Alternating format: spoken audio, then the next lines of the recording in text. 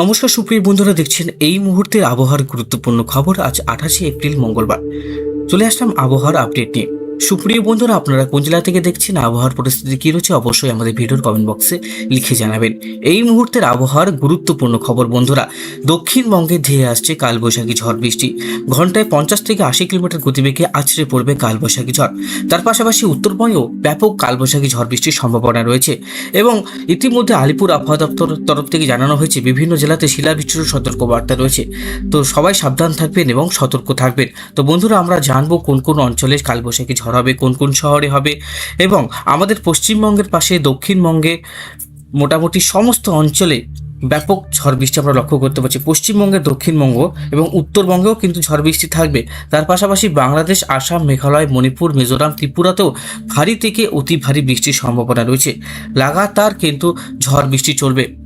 আজ 28 থেকে শুরু করে একদম মে মাসের 12 তারিখ পর্যন্ত এই ঝড় বৃষ্টি আমরা লক্ষ্য করতে পারবো বন্ধুরা।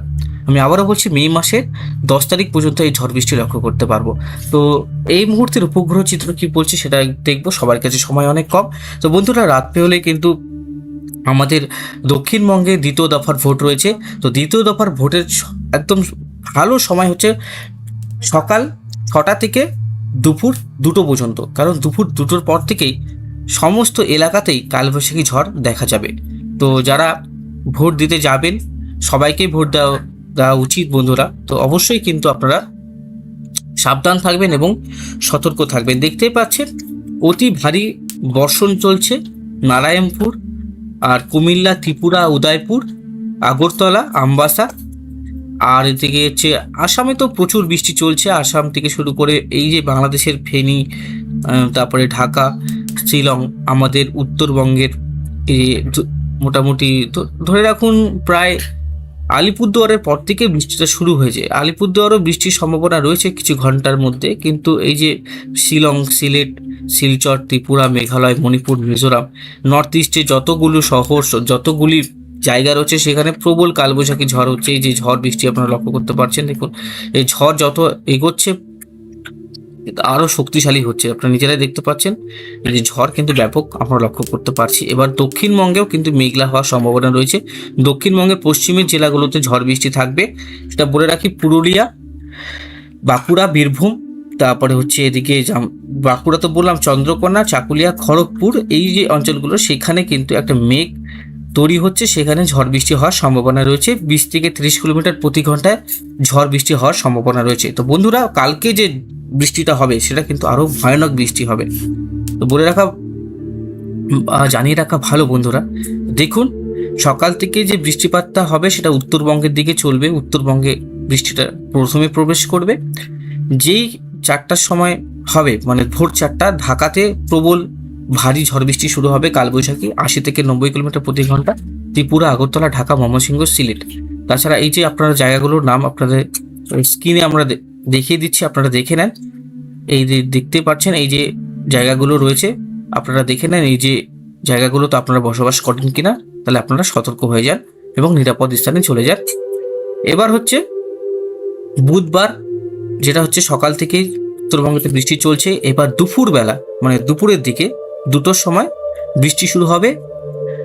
2টোর আগে শুরু হয়ে যাবে চাকুলিয়া, জামশেদপুর, খুন্তি, রাঁচি, তারপর হচ্ছে ধানবাদ, হাজারিবাগ, তারপর হচ্ছে বাঁকুড়া, তারপর হচ্ছে চাকুলিয়া, তারপর হচ্ছে এই যে অঞ্চলগুলো রয়েছে সেখানে আস্তে আস্তে ঝড় বৃষ্টির পরিমাণ বাড়তে শুরু করবে।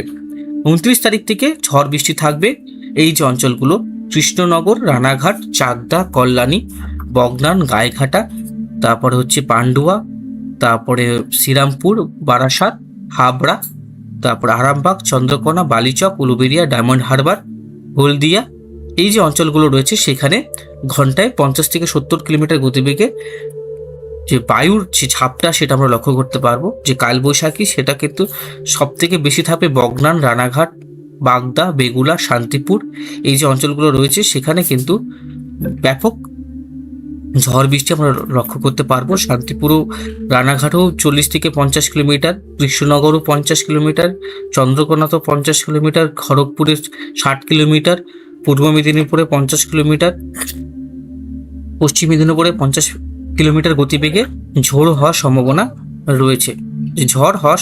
রয়েছে, বন্ধুরা। আবার আসি আমরা বজ্রবিদ্যুৎ মোডে।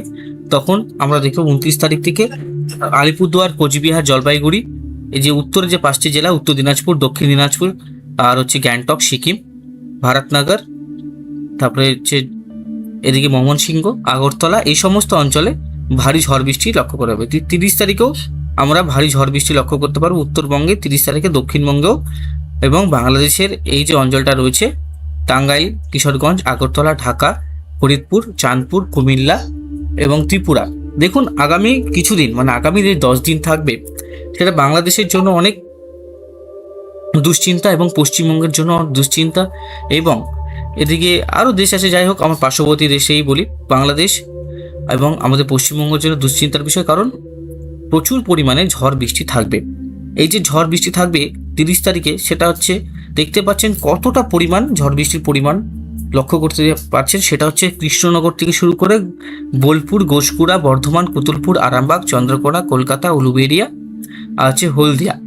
মূলত পশ্চিমী ঝঞ্ঝার প্রভাবে এবং বিপরীত ঘূর্ণবর্তের প্রভাবে বজ্রগর্ভ মেঘের সৃষ্টি হচ্ছে, প্রভাবে প্রচুর পরিমাণে ঝড় বৃষ্টি হবে আমাদের রাজ্যের পাশাপাশি বাংলাদেশ, আসাম, মেঘালয় সমস্ত অঞ্চলে।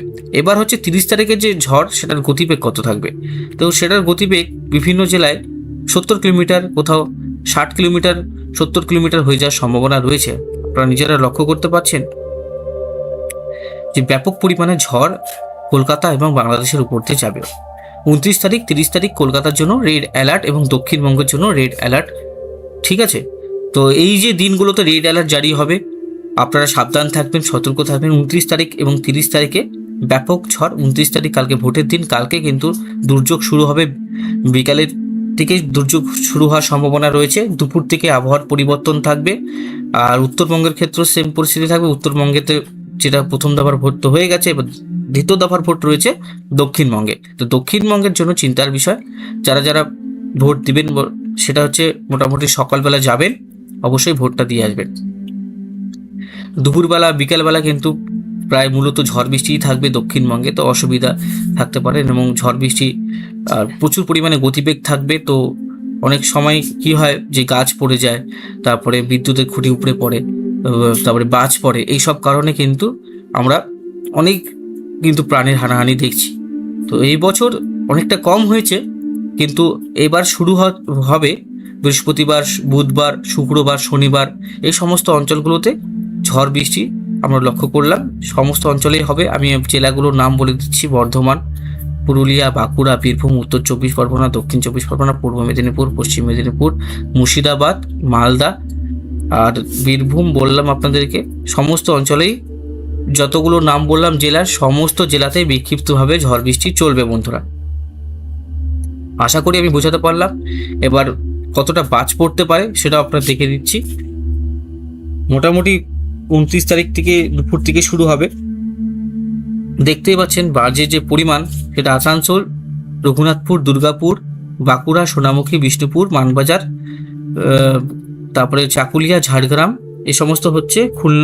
খুলনা তো দেখতে পাচ্ছি, এদিকে পাটনা ইউপিতে লক্ষ্য করা যাচ্ছে। 3টের সময় এবং 4টার সময় কলকাতার উপর দিয়ে যাবে, একদম নদিয়া থেকে একদম সুন্দরবন অঞ্চল পর্যন্ত, হলদিয়া, কোলাঘাট, ভাটপাড়া, কৃষ্ণনগর, দেহট্ট, পাবনা, এই সমস্ত অঞ্চলে ব্যাপক ঝড় বৃষ্টি থাকবে।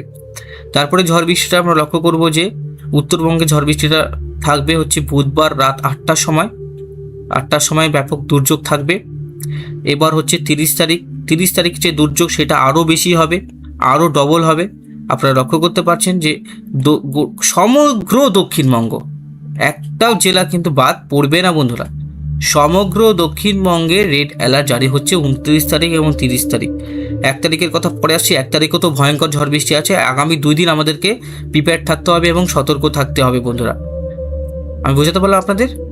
আজকের মতন এখানে সমাপ্ত করছি। ধন্যবাদ। ভালো থাকবেন, সুস্থ থাকবেন এবং নিরাপদ স্থানে থাকার চেষ্টা করবেন। বজ্রবিদ্যুৎ যেখানে দেখছেন প্রচুর বাদ পড়ছে, সেখান থেকে কিন্তু অবশ্যই কংক্রিট জাতীয় জিনিসের নিচে থাকার চেষ্টা করবেন। যারা কাঁচা ঘরে থাকছে তাদের জন্য অ্যালার্ট থাকছে, তারা যত নির্দিষ্ট এলাকায় চলে যায় যেখান থেকে তারা সেফ থাকে, কারণ আগামী 2 দিন তুমুল ঝড় বৃষ্টি থাকবে। কলকাতার তাপমাত্রা এমনিতে বেশি রয়েছে, তো বায়ুর গতি বেশি থাকার সম্ভাবনা রয়েছে। বিপরীত ঘূর্ণবর্ত রয়েছে, একটা বিপরীত ঘূর্ণবর্তর প্রভাবে এই সিস্টেমটা হচ্ছে বঙ্গোপসাগর থেকে প্রচুর পরিমাণে জলীয় বাষ্প